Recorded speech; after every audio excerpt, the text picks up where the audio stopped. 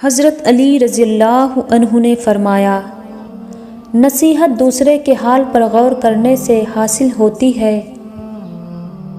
मोमिन हमेशा अज़ाब इलाही से ख़ाइफ और उसकी रहमत का उम्मीदवार होता है। लोगों के साथ नेक सलूक करना अल्लाह ताला की रहमत को पाना है। झूठ बोलना एक बहुत बड़ा ऐब है जो आदमी को ज़लीलो ख्वार करता है। हमेशा सच्चे लोगों से दोस्ती रखो, क्योंकि वो अच्छे दिनों में सरमाया और बुरे दिनों में मुहाफ़िज़ होते हैं। मौजज़े तो उनकी दुआओं के लिए होते हैं जो अल्लाह से मांग कर फिर किसी और से नहीं मांगते।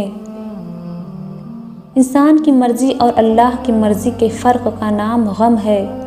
जितना फ़र्क कम होगा उतने ही गम कम होंगे।